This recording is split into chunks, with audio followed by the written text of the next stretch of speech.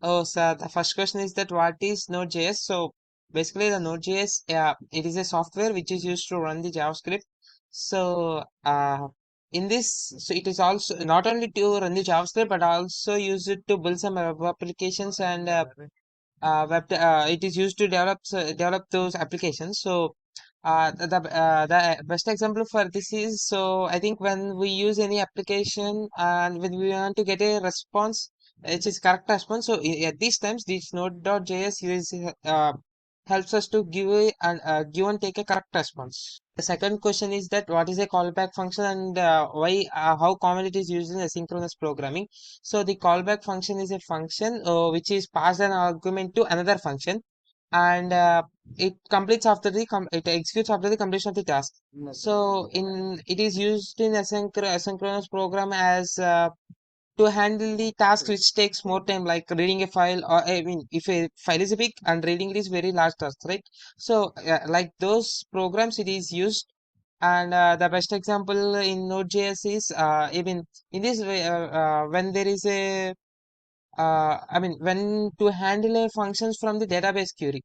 So this database query is also a very large program. So at these times, this callback function is called, and it allows the process to get the results. The third question is that what is the purpose of package.json in this node.js project and the properties. So this node package.json is a metadata file. So for a node.json, in this it contains, so in this it contains just a name or its version, it dependencies on what are those scripts or modules in this. So it just contains these all things of the node.js. So for example, in this node.js, if there is a particular file and that name of the project and its the version of the project and list of the dependencies it requires to complete that project.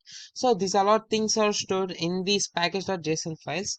So the next question is the difference between require and import statements in Node.js, and when you would use when and why sorry, would you use one or other. So first we'll see about require and import. So require is a keyword to import modules into our project. So it uses the common JS modules which is in standard node.js, whereas import is used in ES6 module. So it supports in newer versions. So for example, if you want to import the file system, so in require we import like const, we have to take a constant called const. So anything fs, let us take fs require of fs.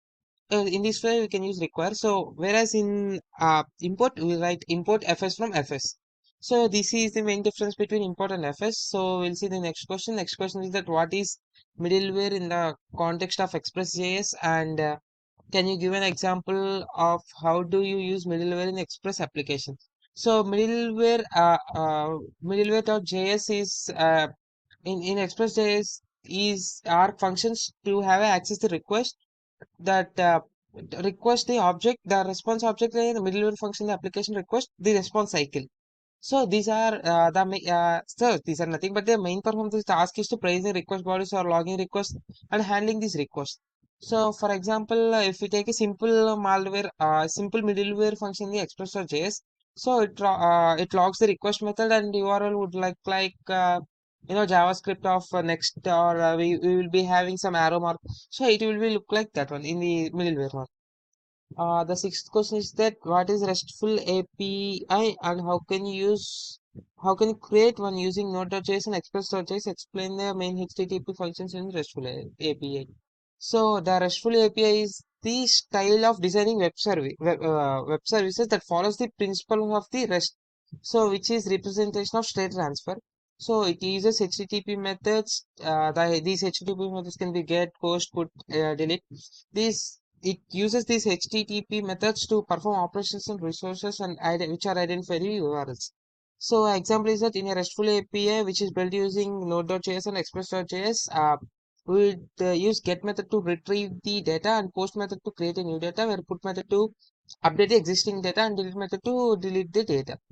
Next question is that purpose of Node package manager and how do you use it to manage dependencies in Node.js project. So this no npm package it allows us to easily install, manage and share all the packages It also adds functionality to your node.js by installing packages from the npm registry. So these packages, for example, we will having in the previous code we used these packages like node npm install express and npm install firebase admin. So these are all the examples of these node package and node package manager. So the next question is that why it is important to hash passwords in a web application. So this hash password is also a uh, which is in the npm, so which is node package manager. So let us see this hashing passwords. Hashing passwords, it is a security method to protect their passwords.